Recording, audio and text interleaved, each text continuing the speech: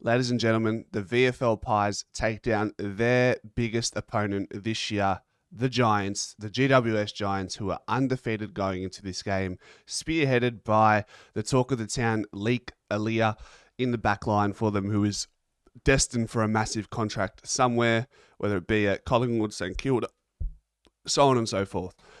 Collingwood were able to get the job done in, was it a scrappy affair? I'd say so. Scrappy, it was wet.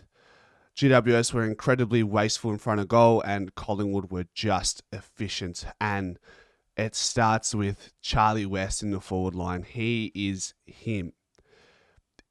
He's just, what I love about him is his demeanor. He's unbothered. He's nonchalant. He can beat you in many ways. He can lead up to the footy. He can take a pack mark. I'm sure most of you by now would have seen the specky he took, and he just doesn't miss. Now, I know the anxiety rises at AFL level, so that may or may not change. But as far as the VFL is concerned, he's a dead-eye dick in front of goal. And I think Collingwood will relish bringing that into the team at some point. I know a lot of people are really, really keen on bringing someone in like Charlie West. But for mine, looking at the grand scheme of things, right? Let's say we get to the final series. Let's say, knock on wood, we have a clean bill of health. Who's he playing ahead of? I don't think he's playing ahead of McStay. I don't think he's playing ahead of Membry either.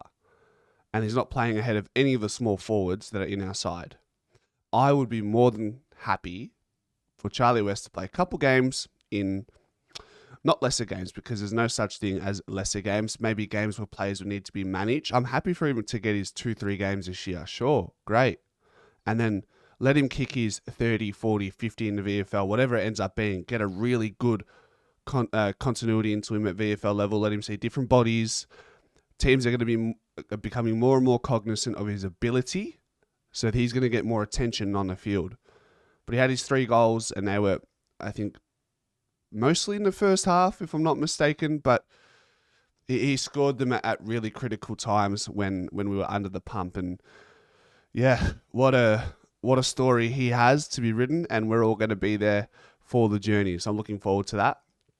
His namesake, Charlie Dean, in the back line was probably best the field.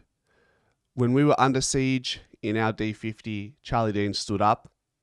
And I just know that if his phone gets a call from Fly and he needs to do a job at AFL level, I think he can do it in the way that, I know things have changed. I know I said some horrible things regarding the likes of the Charlie Deans and the Billy Framptons of the world in times gone by, but we're learning. But I think the way our AFL side is playing, I think Charlie Dean would fit in quite well. Whether or not he gets his opportunity is another thing, because we've been without Darcy Moore, and we still opt to go a little bit smaller in the back line, even when you come up against the best attack in the league in Adelaide. We still don't go and opt for another tall to match their talls. So yeah, I don't know how he gets back into the side, but I wouldn't mind to see him if he needs to get the job done. And I thought Di Mattia was really impressive in the midfield. He spent majority of his time in the midfield with Lockie Sullivan and Ed Allen playing in the AFL game. It gave some even more time for Di Mattia, who's spent time on a half-back flank, who spent time on the wing.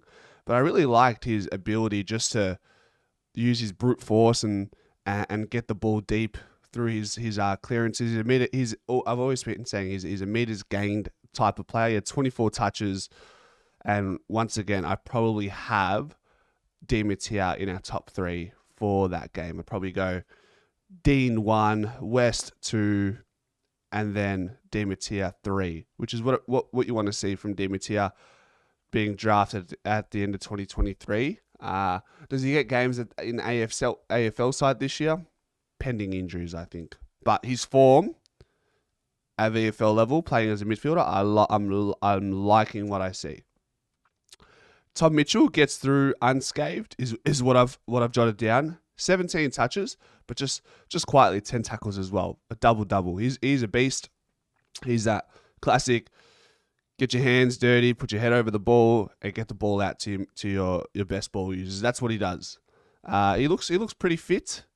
Don't know if he's lost weight. He sort of certainly looks leaner, or maybe the VFL jerseys don't fit as well, perhaps. And maybe that's a luxury of playing AFL. You get the best tight-fitting jerseys that are going around. Yeah, he looked good. That's all I'm going to say. He played through pretty much the whole 4 quarters, so he's going to put his hand up and make himself available. Who can he replace in the midfield? Interesting. Let's earmark that. And some of you might be here for the mid-season draftee prospects. Rod Ali from the Eastern Rangers, I believe. He's playing as an overager. He's played 2 games for Collingwood's VFL side now. It looked like he fit in. He didn't rip up the stat sheet, which he's probably not going to do as a near on key size defender. But yeah, he looked the part.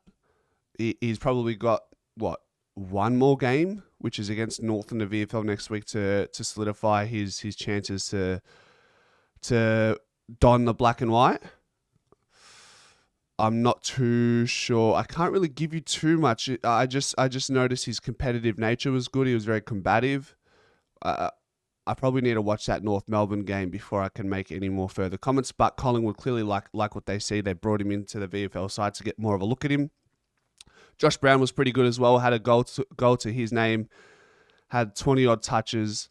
Not the best ball user by foot, but he's very sharp, very agile, really good by hand, and is finding a way forward as well. He's someone that's been on the list to be considered as a mid-season draftee, so we'll see whether or not he finds an AFL club, whether it's at Collingwood or not. And then Riley Mason, he had a relatively quiet game. I don't even know if he kicked a goal yesterday from memory.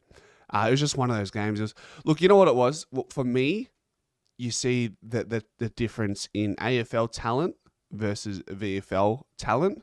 And Riley Mason and Charlie West, it was like chalk and cheese yesterday. Riley Mason's had a really good season, kicked, 3-4 goals last week. He's been kicking bags. So this was a game that he was just didn't have the opportunity to leave an imprint on the game as much as he has had in the season to date. But he's put his hand up. He's been training with the first team as well. They're having a real close look at him. So once again, maybe it comes down to that North Melbourne game next week. But really, really intriguing game. Massive win for the VFL Pies, and we'll continue to follow them. Go Pies.